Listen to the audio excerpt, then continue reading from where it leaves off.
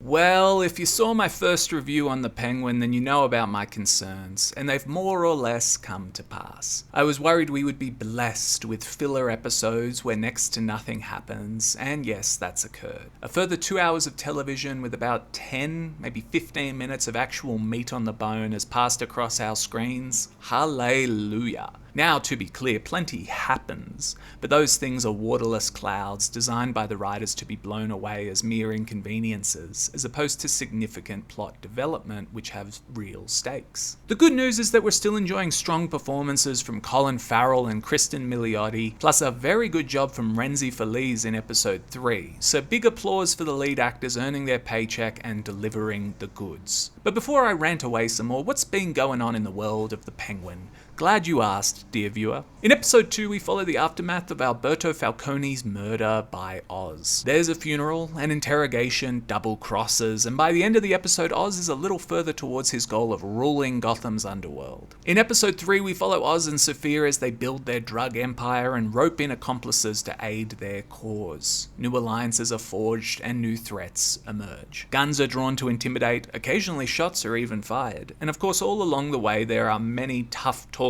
conversations full of thick accents. In both episodes, Vic, our young driver, continues to be the humanizing force in Oz's life and discovers more about what he really wants. As you can already tell, this is standard climbing the crime ladder fare with a generic mentor-mentee story on the side, or a father-son story if it pleases you. Now, I'm enjoying The Penguin. Let me be clear, it's a fun show. But come on, dear viewer, surely you have enough sense to scoff at how trite what I've just described is. The show has a score of 8.8 on IMDB, and yet it's as generic as Agatha all along.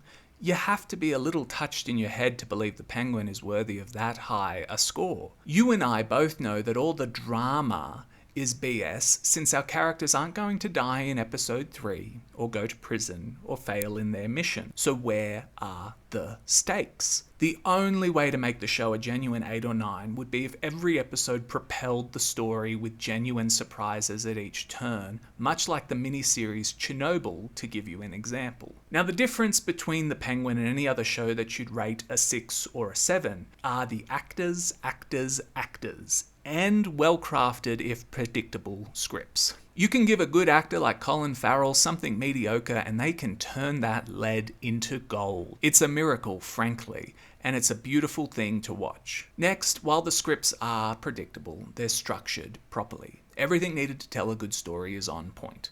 There's a clear arc, inciting incident, and raising stakes, lessons learned, and character growth. Every script writing book tells you to do what's on display in The Penguin. But the problem is that it's predictable and boring once you see it, as I'll elaborate on shortly. Alongside this, the relationship between Penguin and Vic, while stereotypical, is good fun. It's cynically designed to make the Penguin human, and it works wonders. Now, whether you actually want your comic book villain to be human is another matter altogether that I won't touch on in this review. Finally, Craig Zobel of The Hunt fame is doing a solid job thus far in the director's chair. Yes, there's an over-reliance on a slightly shaky camera and innumerable shot-reverse shot conversations, but he's ensuring that the best asset, the actors, are highlighted. It's the classic give the ball to Michael Jordan and let him cook style of direction that empowers the most valuable asset and keeps a steady hand on the tiller. One highlight, though, is episode 3's depiction of the Riddler's attack on Gotham. It had far more impact, in my opinion, to experience the explosion and subsequent flooding from the street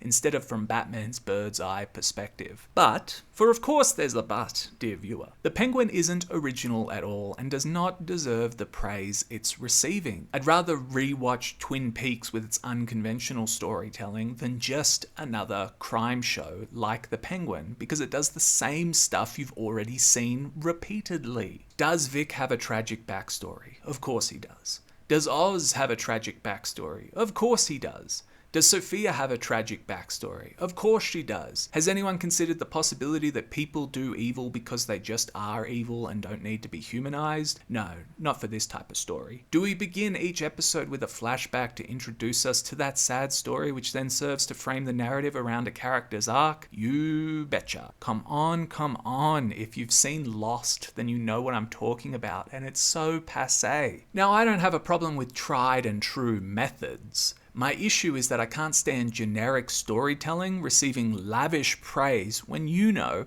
and I know, that this has been done before. Next, and because of the writing choices made, every episode is 10 minutes of substance tacked onto the start and finish with a fetch quest filler experience in the middle. So the story always follows this same format. Oz must do X. To achieve that goal, he decides on Y. This causes an issue. Oz overcomes that issue, often at the last minute, and achieves X. Now that X has been completed, the main story arc can progress a few inches more, and we're left with a minor cliffhanger to drag us along to the next episode. How many times do you have to run through the same beats before you grow tired from it? I'm well and truly out of steam with this type of storytelling, and I'm especially annoyed by people who think it's genius. Those giving The Penguin a score above a 7 on IMDB are like one who believes YA novels are masterpieces in adulthood. You're either an idiot or you're very, very juvenile. This is a good show. I'm not denying that. It is not, however, a great show. Now, you can read or watch whatever you want, and I hope you enjoy the experience. But don't call McDonald's fine dining. It just isn't that good. Thanks for watching. No. I've been rehabilitated.